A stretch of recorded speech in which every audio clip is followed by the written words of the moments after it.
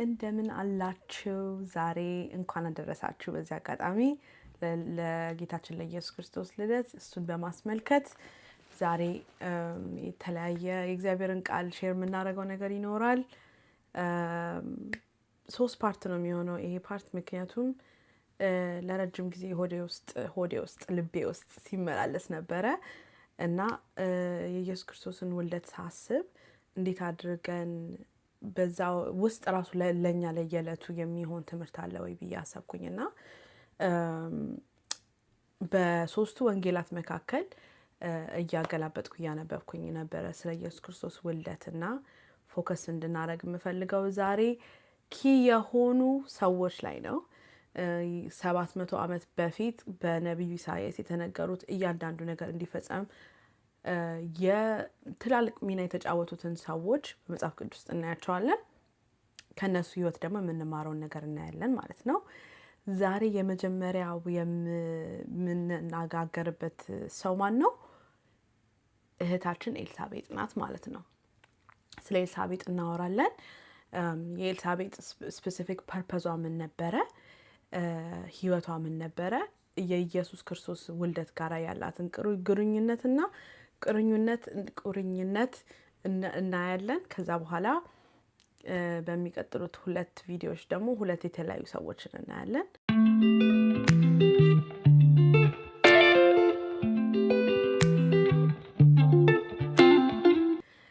የምናነበው የእግዚአብሔርን ቃል ካላችሁ አጠገባችሁ የእግዚአብሔርን ቃል ትከፍቱልኛላችሁ አንድ ላይ። ምክንያቱም ስንማር የበለጠ ደስ የሚለው አብረን ስናነበው ነው። ስለዚህ ከሉቃስ ወንጌል ነው ማነብላችሁ። የሉቃስ ወንጌል ለምን ኢምፖርታንት እንደሆነ ትንሽ ልንገራችሁ። ሉቃስ ለማን ነው የጻፈው? እያንዳንዱ የወንጌልን መጽሐፍ የጻፉ ጋስፕልን የጻፉ ስፔሲፊክ ኦዲየንስ ነበራቸው። ማቴዎስ የጻፈው ለማን ነው? ለአይሁዶች ነበር። ለአይሁዶች እንደነበር በምን ታውቂያለሽ? የመጽሐፍ ቅዱስ አዋቂዎች እንደዛ ብለው ያስተምራሉ። ስፔሲፊክሊ መጀመሪያ የማቴዎስ ወንጌልን ስናነብ የኢየሱስ ክርስቶስ የመጣበትን ሊኔጅ ያሳያል። እንትና የእንትና አባት እንትናን ወለደ፣ እንትናን ወለደ። በጣም የሚደክመው ፓርት ማለት ነው። ብዙ ጊዜ ምዕራፍ 1 ማቴዎስን ማንበብ አንወድም። ለምንድን ነው? ብዙ የአባትና የልጅ ጂኒዮሎጂ ነው የሚያሳየው። ጂኒዮሎጂ ኢምፖርታንት የሆነበት ምክንያት ለአይሁዶች ነው። እንግዲህ አይሁዶችን ኮንቪንስ ለማድረግ ነው። የኢየሱስ ክርስቶስን የተጻፈው ነገር እኮ ሆኗል፣ በዚህ መንገድ ነው የሆነው ብሎ ማቴዎስ እያስረዳ ነው። ከዛ ማርቆስ ላይ ስንሄድ ማርቆስ እንደውም ጭራሽ ብዙም የክርስቶስን ውልደት አያወራም። ቀጥታ ወደ አገልግሎቱ ነው የሚሄደው። ትንሽ ስለ ዮሐንስ ይናገርና ወደ አገልግሎቱ ነው የሄደው። ሉቃስ ኢምፖርታንት የሆነበትን ምክንያት ልንገራችሁ። ሉቃስ ምን ያደርጋል? ለቴዎፍሎስ ለሚባል ሰውዬ ነው የተጻፈው። አንዳንድ ሰዎች ቴዎፍሎስ አንድ ሰው ነው ይላሉ። አንዳንዶች ደግሞ ኮሚኒቲ ነው ብለው የሚናገሩ ሰዎች አሉ። ቴዎፍሎስ የሚባለው ሰውዬ ግን ኢዘር በእምነቱ ገና ጀማሪ የነበረ ሰው ነው ወይም ደግሞ በክርስቶስ መንገድ መሄድ ጀምሮ ከዛ በኋላ ትንሽ ሪቨርት ያደረገ ሰው ነው እና ትንሽ ኤቪደንስ ይፈልጋል። ስኬፕቲካል ነው፣ በቃ የሆነ ጠያቂ ነው። በዛ ላይ ኤቪደንስ እፈልጋለሁ የሚል አይነት ሰው ስለሆነ ለሱ እንዲመቸው እሱን እንዲገባው እንዲያዳምጥ ተደርጎ የተጻፈ ነው። ለዛም ነው በጣም ዲቴል ይበዛበታል የሉቃስን ወንጌል ስንመለከት እና ይሄ ዲቴል አስፈላጊ የሆነው ለዛ ነው ማለት ነው። ሁሌ አማርኛ አንብቢልን ስለምትሉኝ ዛሬ የአማርኛ መጽሐፍ ቅዱስ ይዤላችሁ መጥቻለሁ። የማነብላችሁ የሉቃስ ወንጌል ይሆናል። የሉቃስ ወንጌል ምዕራፍ 1 ቁጥር 1 የሚለውን አንድ ነገር ላንብብላችሁ።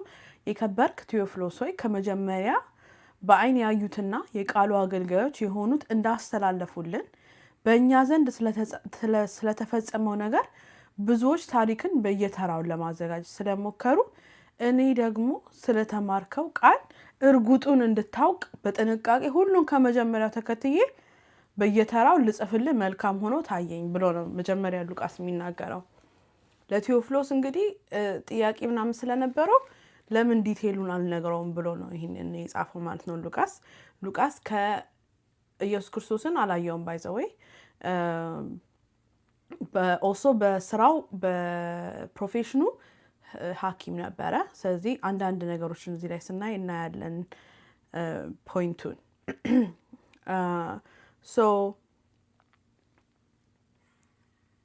በይሁዳ ንጉሥ በሄሮድስ ዘመን ከቁጥር 3 ጀምሮ አነባለሁ። በይሁዳ ንጉሥ በሄሮድስ ዘመን ከአብያ ክፍል የሆነ ዘካርያስ የሚባል አንድ ካህን ነበረ። ሚስቱም ከአሮን ልጆች ነበረች፣ ስሟም ኤልሳቤጥ ነበረ። ሁለቱም በጌታ ትእዛዝና ሕግጋት ሁሉ ያለ ነቀፋ እየሄዱ በእግዚአብሔር ፊት ጻድቃን ነበሩ። ኤልሳቤጥም መካን ነበረችና ልጅ አልነበራቸውም። ሁለቱም በእድሜያቸው አርጅተው ነበረ ብሎ የሚናገረው ሉቃስ ነው። ለምን? ሉቃስ ሐኪም ነበረ። ሁለቱም መውለድ መቻልና ለመቻላቸውን በዚህ ነው ይናገራል። ማን እንደሆነ አይታወቅም ፕሮብለሙ። ሁለቱም በእድሜያቸው አርጅተው ነበር። እርሱም በክፍሉ ተራ በእግዚአብሔር ፊት ሲያገለግል እንደ ካህናት ስርዓት ወደ ጌታ ቤተ መቅደስ ገብቶ ለማጠን ዕጣ ደረሰበት። በዕጣንም ጊዜ ሕዝቡ ሁሉ በውጭ ቆመው ይጸልዩ ነበረ። የጌታ መልአክ በዕጣኑ መሠዊያ ቀኝ ቆሞ ታየው። ዘካርያስም ባየው ጊዜ ደነገጠ፣ ፍርሃትም ወደቀበት። መልአኩም እንዲህ አለው፣ ዘካርያስ ሆይ ጸሎትህ ተሰምቶልሃልና አትፍራ። ሚስትህ ኤልሳቤጥም ወንድ ልጅ ትወልድልሃለች፣ ስሙንም ዮሐንስ ትለዋለህ። ደስታና ተድላም ይሆንልሃል፣ በመወለዱም ብዙዎች ደስ ይላቸዋል። በጌታ ፊት ታላቅ ይሆናልና የወይን ጠጅና የሚያሰክር መጠጥ አይጠጣም። ገናም በእናቱ ማኅፀን ሳለ መንፈስ ቅዱስ ይሞላበታል።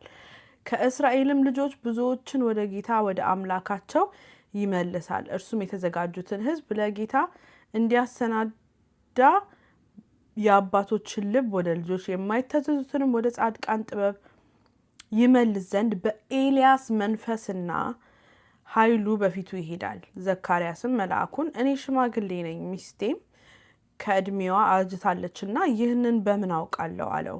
መልአኩም መልሶ እኔ በእግዚአብሔር ፊት የቆመው ገብርኤል ነኝ፣ እንድነግርህም ይህችንም የምስራች እንድሰብክልህ ተልኬ ነበር። እነሆም በጊዜው የሚፈጸመው ቃሌን ስላላመንክ ይህ ነገር እስከሚሆን ቀን ድረስ ዲዳ ትሆናለህ፣ ከመናገርም አትችልም አለው ማለት ነው።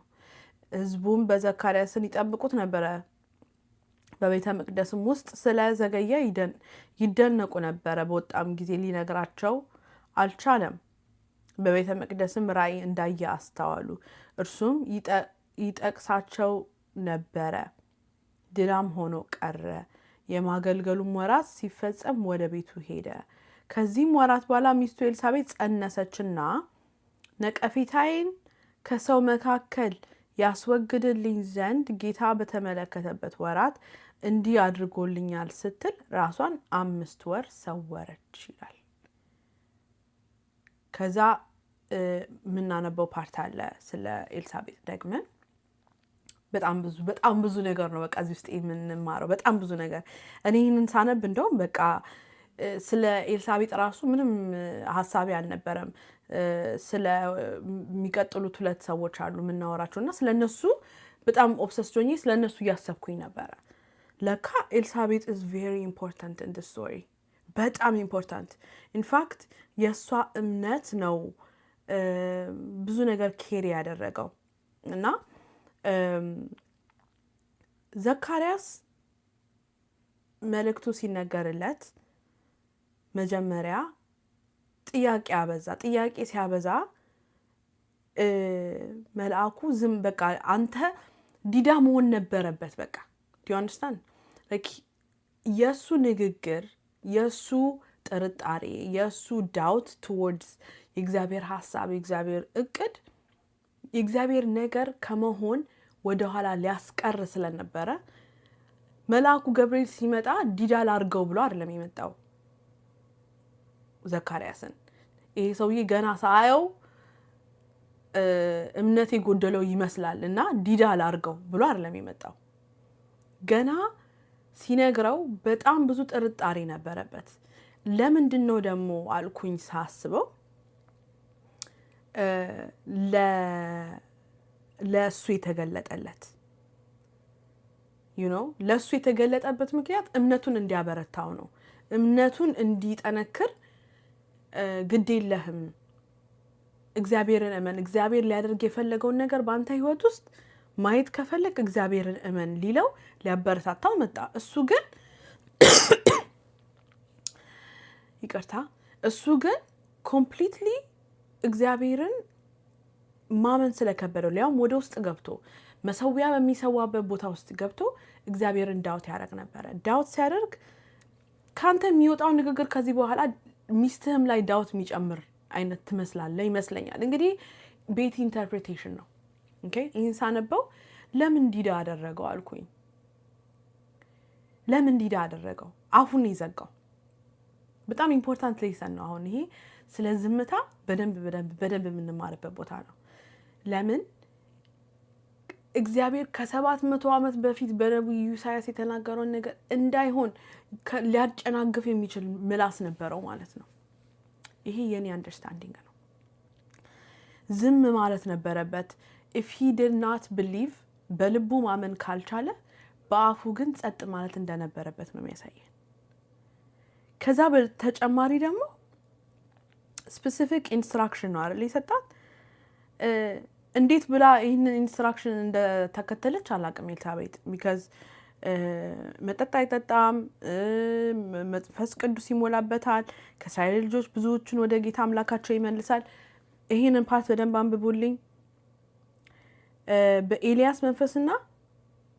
በኤልያስ መንፈስ በኃይል በፊቱ ይሄዳል ይላል አይደለ? ይሄ ብዙዎች የሚጨቃጨቁበትና የሚከራከሩበት አንድ ፖይንት አለ። እሱም በመጨረሻ የሚኪያስ መጽሐፍ ላይ ምዕራፍ 3 መሰለኝ የመጨረሻው ከማቴዎስ በፊት ያለው የእግዚአብሔር ቃል ልፈልግላችሁ።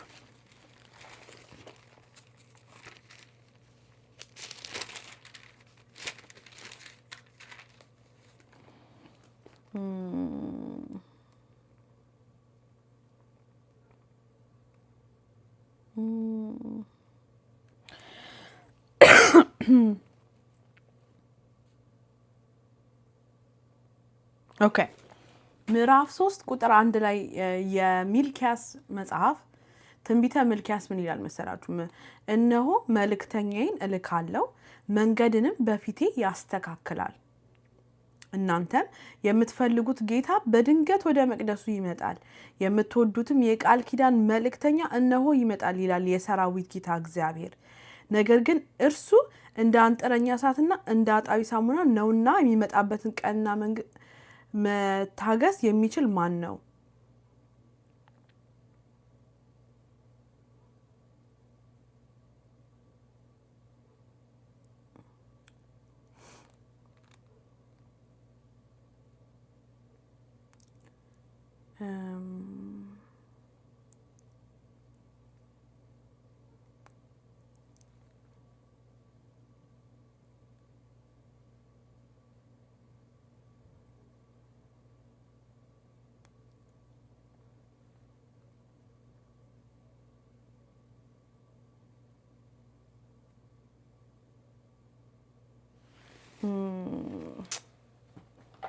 Let me look for it.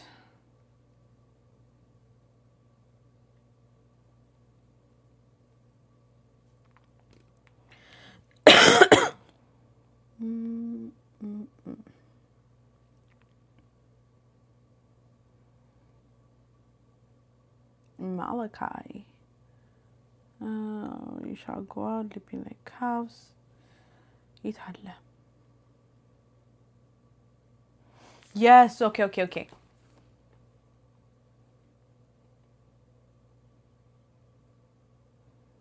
ምዕራፍ 4 ቁጥር 5 ኦኬ እዩት። ምዕራፍ 4 ቁጥር 5 ላይ የሚልኪያስ ትንቢተ ሚልኪያስ ምዕራፍ 4 ቁጥር 5 ላይ ምን ይላል? እነሆ ታላቁና የሚያስፈራ እግዚአብሔር ቀን ሳይመጣ ነብዩ ኤልያስን እልክላቸዋለሁ። መጥቼ ምድርን በርግማን እንዳልመታ እርሱ የአባቶችን ልብ ወደ ልጆች የልጆችንም ልብ ወደ አባቶች ይመልሳል ይላል የትንቢተ ሚልኪያስ ላይ። አሁን ሉቃስ ላይ የተጻፈው ስለሱ ምንድነው?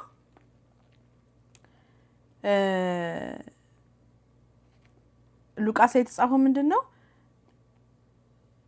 አትፍራ፣ ሚስት ኤልሳቤጥ ትወልዳለች፣ ብዙዎችን ወደ ጌታ ወደ አምላካቸው ይመልሳል። እርሱም የተዘጋጁትን ሕዝብ ለጌታ እንዲያሰናዳ የአባቶችን ልብ ወደ ልጆች የማይታዘዙትም ወደ ጻድቃን ጥበብ ይመልስ ዘንድ በኤልያስ መንፈስና በኃይል በፊቱ ይሄዳል የሚለው የቀድሞ ያነበብኩላችሁ ቃል ጋራ ስለ ዮሐንስ የተጻፈው ነገር ስጋ ለብሶ መጣ ማለት ነው። ይሄ ኢምፖርታንት ነው። ለኢየሱስ ክርስቶስ ምጽአት ይሄ ኢምፖርታንት ነው። ምክንያቱም ዮሐንስ መንገድ ጠራጊ ነበረ።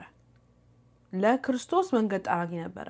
ሰዎችን ተመለሱ እያለ የሚያጠምቅ ነበረ። ወደ ክርስቶስ ተመለሱ እያለ እንደውም ኢየሱስ ክርስቶስን አጥምቆታል። ስለዚህ ሲያስበው መልአኩ ገብርኤል አንተ በጣም ታወራለህ ነገር ነው መሰለኝ፣ አንተ ልታስተው ነው፣ ይሄ የእግዚአብሔር ሐሳብ አለ ጠንክሮ እየመጣ ያለ your unbelief እምነት መጉደሉ አንተ ከእግዚአብሔር ሐሳብ ጋር ልትቃረን ስለምትችል ዝም ብትል ይሻላል አለው። 9 ወር ነው እንግዲህ ዝም ያለው because መቼ አፉ እንደተፈታ በኋላ አንብላችኋለሁ። ከዛ ስለ ማርያም አለ። ስለ ማርያም ሌላ ጊዜ ስለምናወራ ብዙ ስለሱ ማውራት አልፈልግም። ለብቻው አንድ ክላስ ስለሚኖረን አብረን ስለምናጠና ግን በጣም ኢምፖርታንት የሆነ ነገር ልንገራችሁ። 5 ወር ራሷን ሰወረች ይላል። ነቀፌታዬን ከሰው መካከል ያስወግድልኝ ዘንድ ጌታ በተመለከተበት ወራት እንዲህ አድርጎልኛል ስትል ራሷን 5 ወር ሰወረች። ነሰሰሪ ነው አንዳንዴ ሶሊቲዩድ፣ ነሰሰሪ ነው አንዳንዴ ብቻችንን መሆን። እስፔሻሊ እግዚአብሔር በውስጣችን ያስቀመጠው ነገር ኩክ እያደረገ ከሆነ፣ አቨን ውስጥ ኩክ እያደረገ ከሆነ አንዳንዴ ዝም ብሎ ርቆ ከዛ ነገር ራስን አስርቆ በእግዚአብሔር መገኘት ውስጥ መሆንና መደበቅ አስፈላጊ የሚሆንበት ጊዜ አለ። ስፔሲፊክሊ ደግሞ እነዚህ ሰዎች በጣም ኪ ናቸው። በእኛ ውስጥ እያደገ ያለው፣ በእኛ ውስጥ እየተሰራ ያለው፣ በእኛ ውስጥ ኩክ እያደረገ ያለው እግዚአብሔር ፐርፐዙ አላማው እንዲፈጸም ዘንድ የዝምታ ጊዜ ኢምፖርታንት ነው። የጸጥታ ጊዜ ኢምፖርታንት ነው። የሶሊቲዩድ ጊዜ ቁጭ ብለን እግዚአብሔርን ድምጽ የምንሰማበት ጊዜ፣ የምናዳምጥበት፣ ሀሳቡን ብቻ የምናዳምጥበት። ለዛም ነው የዝምታ ጊዜ ኢምፖርታንት ስለሆነም ነው ዘካርያስ ዲዳ የሆነው። ቢካዝ በመናገር ውስጥ ከአፋችን በሚወጣ ነገር ውስጥ ምን ያህል ከእግዚአብሔር ሀሳብ እንደምንርቅ ብዙዎቻችን በራሳችን አፍ በበላ ነው ፍሬ እናውቃለን። ስለዚህ ዝም ማለት ባለብን ሰዓት ዝም እንድንል እንደዚህ ጥበብ ሰጣት ለኤልሳቤጥ። 5 ወር ራሷን ሸሸገች። ስፔሲፊክሊ የሚገርማችሁ 5 ወር ለምን እንደሸሸገች እግዚአብሔርን ቃል ስናነብ ግልጽ ይሆንልናል። መልአኩ ገብርኤል ከዛ በሚቀጥለው ከ5 ወር በኋላ በ6ኛው ወር ሄዶ ለማርያም ተገለጠላት። ከዛ በኋላ ቁጥር 39 ላይ ይላል። ምዕራፍ 1 ቁጥር 39 ስቲል ምዕራፍ 1 ቁጥር 39 ላይ ያለ ነው። የተከታተላችሁ ከሆነ ማርያምን በዚያ ወራት ተነስታ ወደ ተራራማው ሀገር ወደ ይሁዳ ከተማ ፈጥና ወጣች። ወደ ዘካርያስን ቤት ገብታ ኤልሳቤጥን ተሳለመቻት። ኤልሳቤጥም የማርያምን የሰላምታ ድምጽ በሰማች ጊዜ ጽንሱ በማጸኗ ውስጥ ዘለለ። በኤልሳቤጥም መንፈስ ቅዱስ ሞላባት። በታላቅ ድምጽም ጮኻ እንዲህ አለች ይላል እግዚአብሔር ቃል። 5 ወር ውስጥ ምን ኩክ እያደረገ ነበር እግዚአብሔር? በውስጧ ልጅ እያደገ ነበረ። የመንገድ ጠራጊ እያደገ ነበረ። በነቢዩ በሚልኪያስ መጽሐፍ የተጻፈው እየሆነ ነበረ። በኤልያስ መንፈስ የሚመላለሰው እልክላችኋለሁ ብሎ እግዚአብሔር የላከውን ቃል እየፈጸመ ነበር። ከዛ ምን አለች? ቤትሳቤጥም መንፈስ ቅዱስ ሞላባት፣ በታላቅ ድምፅ ጮሃ እንዲህ አለች ይላል፣ አንቺ ከሴቶች መካከል የተባረክሽ ነሽ፣ የማፀንሽም ፍሬ የተባረከ ነው። እንግዲህ ቴክስት አላረገቻትም። አም ፕሬግነንት ብላ ቴክስት አላረገቻትም።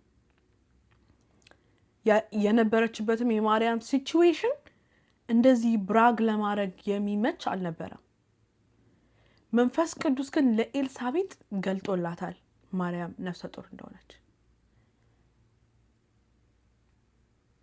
አንቺ ከሴቶች መካከል የተባረክሽ ነሽ፣ የማፀንሽም ፍሬ የተባረከ ነው፣ የጌታዬ እናት። ይሄ እኮ this is the revelation of revelations you guys። ምን ያህል በእግዚአብሔር ፊት ብትሆን ነው ኤልሳቤጥ የጌታዬ እናት የምትለው? how does she know? የጌታዬ እናት ወደ እኔ ትመጣ ዘንድ እንዴት ይሆንልኛል? እነሆ የሰላምታሽ ድምፅ በጆሮዬ በመጣ ጊዜ ጽንሱ በማህፀኔ በደስታ ዘሏልና። ጌታ ከጌታ የተናገረላት ቃል ይፈጸማልና ያመነች ብጽዕት ናት። ዋው! እኔ I promise you guys ስለ ማርያምና ስለ ዮሴፍ ላወራ ነበር የመጣሁት፣ ግን ይህንን ቃል ሳነብ ኤልሳቤጥ ለብቻዋ አንድ ጊዜ ያስፈልጋታል። we need to focus on ኤልሳቤጥ because she has no knowledge። ምንም አይነት እውቀት የላትም ማርያም ምን አይነት ሲቹዌሽን ውስጥ እንዳለች። ያንን መናገሯ ደግሞ ኢምፖርታንት ነበረ ጋይስ። ለዛ ነው ከእግዚአብሔር ጋር የዋለ ሰው ካፉ የሚወጣው ለሰዎች የሚያንጽ ነው የሚሆነው። ዝም ማለት በሚገባን ሰዓት ዝም ስንል፣ ጥበብ ሲኖረን፣ መናገር ባለብን ሰዓት ስንናገር፣ እንደ ዘካርያስ ዲዳ መሆን። እኔ አንዳንዴ አይውሽ እንደ ዘካርያስ ዲዳ ቢያደርገኝ የተወሰነ ጊዜ የማይረባ ነገር ተናግሬ እግዚአብሔር ዓላማውን ከሚያሳካበት ነገር ላይ ራሴን ከማጎድል sometimes I wish sometimes in my head I'm like maybe I wish ዝም ባልኩበት ያልኩባቸው ሰዓቶች አሉ። ነገሮች ሳይፈጸሙ ቀድመን የምናወራው ይሄ ነገር ለማን ልናገር ራሱ ማለት አለብን። ለማን ነው ምን መስማት ያለበት ራሱ አንድ ጥበብ ነው። በምን ሰዓት ነው መናገር ያለብን ሌላ ጥበብ ነው። ምንድነው መናገር ያለብን ሌላ ጥበብ ነው። እግዚአብሔር መንፈስ ቅዱስ ለኤልሳቤጥ የገለጠላትን ነገር ሳስብ because የሷ እምነት ይህንስ እንዴ ማርያም እኮ ይሄኔ በምን አይነት ፖዚሽን ሆና እንደመጣች አናውቅም። desperate ሆና ይሆናል የመጣችው፣ ተጨንቃ ይሆናል የመጣችው። and in that moment the words that came out of Elizabeth's mouth የሰው እንትኖቿን አደሰላት፣ እምነቷን አደሰላት። ከጌታ የተናገረላት ቃል ይፈጸማልና ያመነች ብጽዕት ናት። blessed is she who believed that what the Lord has said will be finished, will flourish. በጣም ነው የምወደው። that's one of my favorite verses actually። በእንግሊዘኛ አንዴ ላንብብላችሁና ከዛ እንጨርሳለን የዛሬውን ስታዲያችንን። እስካሁን በደንብ እያዳመጣችሁ ተስፋ ሳትቆርጡ ከኔ ጋር የቆያችሁ እግዚአብሔር ይባርካችሁ።